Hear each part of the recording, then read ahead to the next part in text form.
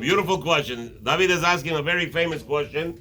Where Baruch Hashem, people started to learn Torah, they started to ask such a question. Otherwise, people without learning Torah, they'll never ask such a question. What is more important? To go to a shiur kavua, where you know this is your kavat eitim Torah, or once in a while there is a big rabbi, Gdol Ador, Yitzchak Yosef is coming to some shul across the street. Do I abandon my shiur kavua, or I go to listen to the rabbi, or I follow what my Torah the rabbis teaches. I stay with kviyut, as it says in the Torah, kavat elitim Torah. Why are you going to the rabbi? You're going to the rabbi to learn Torah. Why not invite him here? Doesn't matter. That's not the question. Question is, why you want to go to the rabbi? Because you want to have the honor of seeing the Melech Israel. So what happened? What happened to you? It's all about gava. It's all gava. The end result, as Rav Steinemann, the Rosh Yeshiva Zukt, everything in this world is about gava. All the decisions. People make decisions. I could do it in the morning. You weren't here. I spoke about it.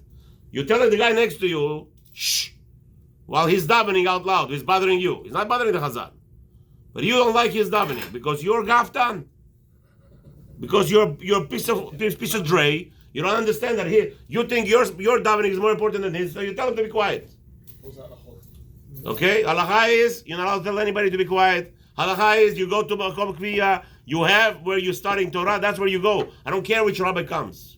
Mashiach Tzidkenu Shevo. You have 8:30 shiur, you don't go to nowhere. You go to the shiur, that's where you learn Torah.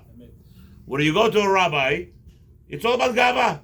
I was there. You know, Rabbi Shiru Pinto came. I was there. Why? Wow, you came to Rabbi Shiru Pinto. So everybody's talking about your gava. You're piece of faker. That's all you are.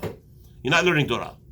You want to learn Torah? You go to Kviyut. You have your kavua. You learn Gemara steadily. Your brain is analyzing things, and then you could answer the Shemaim. Yes, I follow Torah.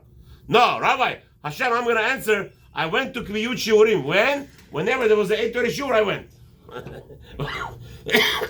from the big rabbi, that's when I went. So you're a big piece of gaftan. But he invited us. Somebody invited his house. It doesn't matter. It doesn't matter. You have shivur kabua. Excuse me. You can't go anywhere. You cannot go to a chatuna. You want to learn halacha? You want to learn halacha? If you're not part of the chatuna, you're not a relative. There is no mitzvah to go to chatuna.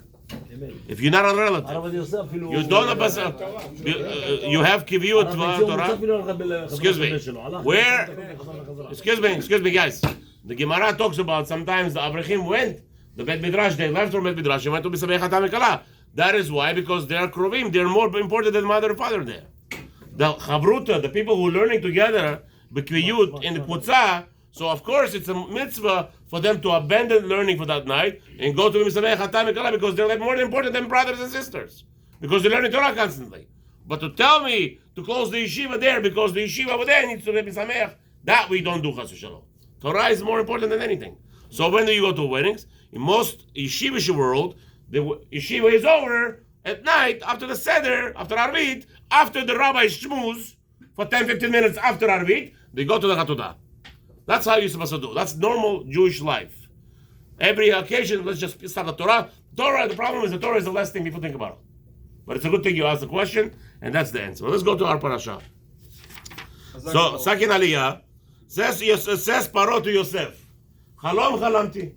Here Paro is going to make up a dream. Never happened. What did the Torah tell us?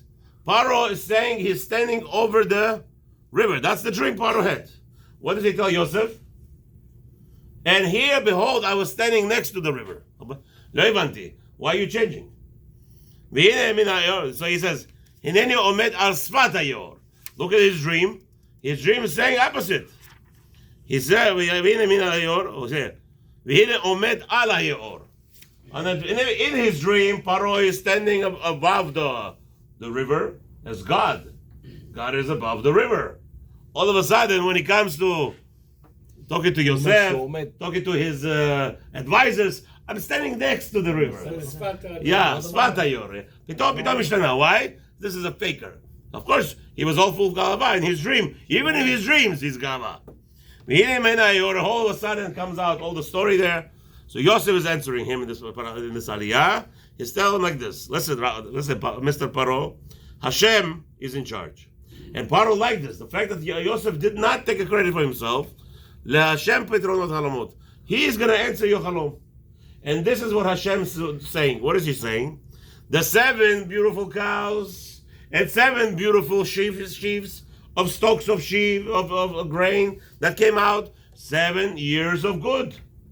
And the 7 of bad cows and 7 bad stalks, those are the 7 years of a famine coming. And what is it? The 7 years of famine will destroy the 7 years of greatness. And Yosef says, again, Yosef is stressing that Hashem is doing something here. Why Yosef was hearkened to? Why we see this aliyah that Yosef is going to tell him the fact that Hashem repeated the halom, the dream, meaning Hashem is instantly, it's going to start right now, meaning from this year, this Rosh Hashanah. Remember, Yosef is there on Rosh Hashanah. This is the second year of the Yom Huledet of Paro, we said, and 2 years later. Now he's standing on Rosh Hashanah, and the year is starting. The next 7 years will be of plenty. 7 years will be of Chas v'Shalom, Shmat. And what happens? 7 years of famine. Yosef says to Paro, you know what you have to do? You have to appoint somebody in charge who's going to be in charge of all the warehouses, and he's going to store all the grain, and he's going to be sustaining the land. Question is, Paro, he didn't have any advisors? All of a sudden, who is this little shmendel, 30-year-old? Paro, how old do you think Paro is, by the way? This Paro, who knows what his age is? Okay, this Paro is already 400 years old by now already. He's going to be dying by after Nineveh, 1100 years old. At Nineveh, he was 1100 years old. So this is the same Paro. Okay. He's not a young boy. So he needs a 30-year-old shmendel telling him what to do. But still, nevertheless, It's like in North Korea. nevertheless, Paro listens to him. Why? The question begs why, and the answer is very secret. It's open. Vayar Adonav Elohim et Yosef. Potiphar saw Elohim with Yosef. Potiphar is a nevela of Shebenevelot, who had no F. He was sleeping with boys. He's tameshe batuma, and yet he sees Elohim. Vayar Sarah, איך קוראים לו? Hello, what is it? No, Sarah Surim. Also, Sarah Surim also sees Elohim. And now Paro says, what does Paro say? Listen to this. Vayomer Paro el avadav, hanimtza kazeh ish asher ruach Elohim bo. Even Paro realized that Yosef has Hashem on his side. Why? Do you know why? The secret is, everything we do, we have to say Elohim. Hashem is in charge. If we say Hashem is in charge, and the bracha will be on us, because we are putting God in front of us, and not me. You know who I am? You are nothing. Elohim is in charge. Shi'eh lachem yom erev tov.